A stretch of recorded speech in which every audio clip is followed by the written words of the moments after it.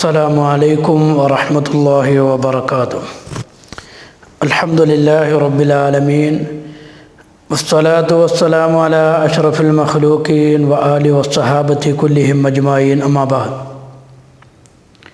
പ്രിയമുള്ള സഹോദരങ്ങളെ, നമ്മുടെ നോമ്പിനെ അള്ളാഹു കബൂലാക്കുമാറാവട്ടെ. നോമ്പിൽ ചെയ്തു പോയ എല്ലാ നന്മകളും അള്ളാഹു സ്വീകരിക്കുമാറാവട്ടെ. പാവനമാക്കപ്പെട്ട ലൈലത്തുൽ ഖദർ ലഭിക്കുന്നവരുടെ കൂട്ടത്തിൽ അള്ളാഹു നമ്മെ ഉൾപ്പെടുത്തി അനുഗ്രഹിക്കുമാറാവട്ടെ. പ്രിയമുള്ള സഹോദരങ്ങളെ, ഒരുപാട് വർഷങ്ങൾക്ക് മുമ്പ് ഇന്ത്യൻ സ്വാതന്ത്ര്യ സമരത്തിൽ തുല്യതയില്ലാത്ത പോരാട്ടങ്ങൾക്ക് നേതൃത്വം വഹിച്ച രണ്ട് സഹോദരങ്ങളാണ് മൗലാന മുഹമ്മദ് അലിയും മൗലാന ഷൗക്കത്ത് അലിയും.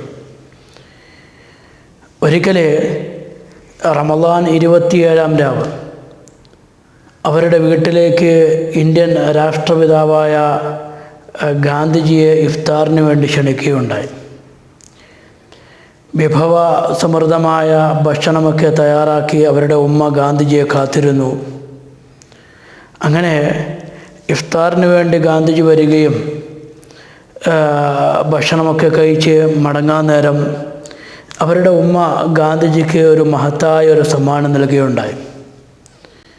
വെളുത്ത വസ്ത്രം, സ്വന്തം കൈകൊണ്ട് നെയ്തെടുത്ത സുന്ദരമാക്കപ്പെട്ട ഒരു വെളുത്ത വസ്ത്രം നൽകുകയുണ്ടായി. ഈ വസ്ത്രം കണ്ടപ്പോൾ ഗാന്ധിജിക്ക് വളരെയേറെ സന്തോഷമായി.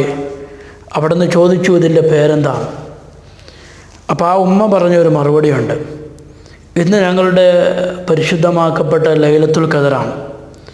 അല്ലാഹു സുബ്ഹാനഹു വ തആല വിശുദ്ധമാക്കപ്പെട്ട ഖുർആനിൽ പറഞ്ഞതുപോലെ 1000 മാസത്തേക്കാൾ ശ്രേഷ്ഠതയുള്ള ഒരു രാത്രിയിലാണ് ഞങ്ങളുള്ളത്. അതുകൊണ്ട് അങ്ങതിന് ഖദർ എന്ന് നാമകരണം ചെയ്താലും.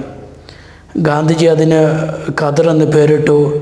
അതുകൊണ്ടാണ് പിൻകാലത്ത് രാഷ്ട്രീയക്കാർ ധരിക്കുന്ന ആ വെളുത്ത വസ്ത്രത്തിന് ഖദർ എന്ന് പേര് വരാൻ കാരണം. ഞാനീ സംഭവം ഇവിടെ പറഞ്ഞത്, പരിശുദ്ധമാക്കപ്പെട്ട റമദാൻ അതിൻ്റെ അവസാനത്തെ 10-ലാണ് നാം ഇപ്പോൾ ഉള്ളത്. ആദ്യത്തെ 10-ൻ്റെ മഹത്വമല്ല രണ്ടാമത്തെ 10-നുള്ളത്, രണ്ടാമത്തെ 10-ലെ മഹത്വമല്ല മൂന്നാമത്തെ 10-ലുള്ളത് നമുക്കറിയാം. ആദരവായ റസൂലുള്ളാഹി സ്വല്ലല്ലാഹു അലൈഹി വസല്ലം തങ്ങൾ ബുഖാരി റിപ്പോർട്ട് ചെയ്യുന്ന ഹദീസിൽ, ആയിഷ റളിയല്ലാഹു അൻഹ തൊട്ട് റിപ്പോർട്ട് ചെയ്യുന്ന ഹദീസിൽ, കാന നബിയു സല്ലല്ലാഹു അലൈഹി വസല്ലം, നബിയങ്ങൾ ആയിരുന്നു, ഇദാ ദഹലൽ ഹശ്റു, അവസാനത്തെ 10 എത്തിയാൽ, ശദ്ദ മിഅ്സറഹു, നബിയങ്ങൾ അരമുണ്ട് മുറുക്കി കൊടുക്കുമായിരുന്നു. അഹ്യ ലൈലഹു, നബിയങ്ങൾ അവസാനത്തെ 10 രാത്രികളിൽ നബിയങ്ങൾ ഹയാത്താക്കുമായിരുന്നു.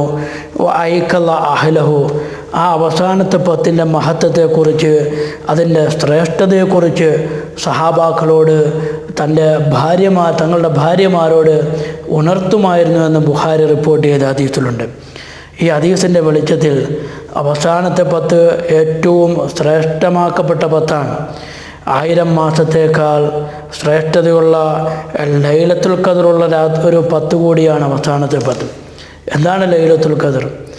83 വർഷവും 4 മാസവും ചെയ്ത ഇബാദത്തുകൾ ലഭിക്കുന്ന ഒരു രാത്രിയാണ് ലൈലത്തുൽ ഖദർ.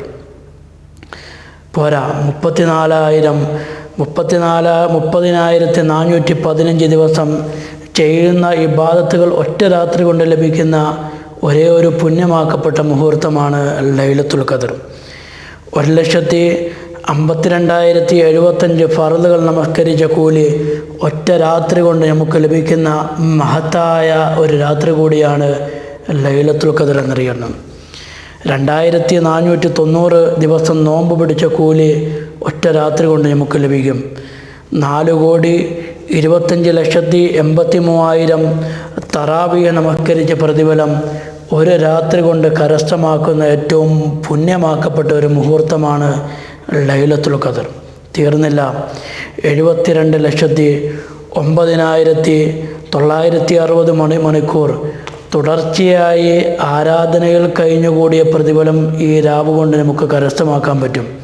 തീർന്നില്ല, അന്നത്തെ രാത്രിയിൽ നാം നമസ്കരിക്കുന്ന ഓരോ തക്ബീറിനും അല്ലാഹു അക്ബർ, ഓരോ തറാവീഹ്, ഓരോ ഫർദ് നമസ്കാരങ്ങൾ, സുന്നത്ത് നമസ്കാരങ്ങൾ, അതിൽ ചൊല്ലുന്ന ഓരോ തക്ബീറിനും സ്വർഗത്തിൽ ഓരോ വൃക്ഷം നടപ്പെടുകയുണ്ടായി.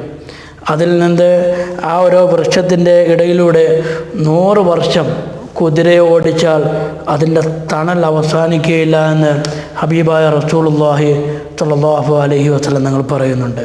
അത്രത്തോളം പ്രതിഫലമുള്ള ശ്രേഷ്ഠതയുള്ള മഹത്തായ ഒരു രാത്രിയാണ് ലൈലത്തുൽ ഖദർ നമുക്കറിയാം.